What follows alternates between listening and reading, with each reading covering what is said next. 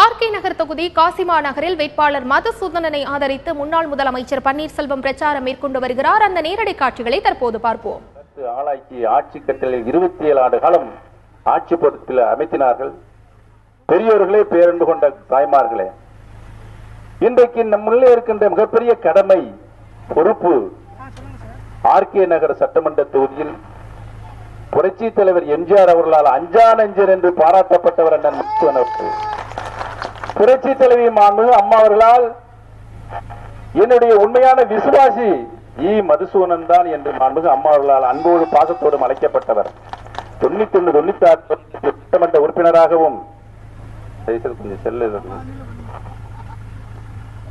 அமைச்சராகவும் இருந்து இந்த பகுதிக்கு தேவையான வளர்ச்சி திட்டங்களை, இந்த பகுதியை முன்னேறுவதற்கு உரிய பணிகளை, மக்கள் முன்னேறுவதற்கு உரிய ஆற்றலை அனைத்து தரப்பட்ட மக்களுக்கும் விரிவாக தொகுதி முழுக்கும் பணியாற்றியிருக்கிறார்.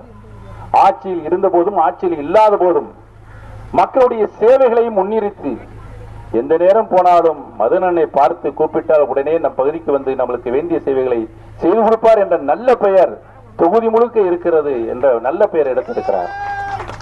ஆக பெரியவர்களை, பேரன்பு கொண்ட தாய்மார்களே, இன்றைக்கு நமக்கு இருக்க மிகப்பெரிய பொறுப்பு, ஆர்கே நகர் சட்டமன்ற தொகுதியில் அண்ணன் மதுசூதனன் வெற்றி மகத்தான வெற்றியாக, வரலாற்று வெற்றியாக, சாதனை வெற்றியாக நீங்கள் தரப்போகின்ற அந்த வெற்றி தமிழகத்தின் ஒரு இரும்பு பிடிக்குள் மாற்றியிருக்கின்ற, சிக்கியிருக்கின்ற கட்சியும் ஆட்சியும் மீட்பெடுப்பதற்கு உரிய விடையாக இருக்கும் என்பதனை இந்த நல்ல நேரத்திலே தெரிவித்துக் கொள்ள கடமைப்பட்டிருக்கிறது.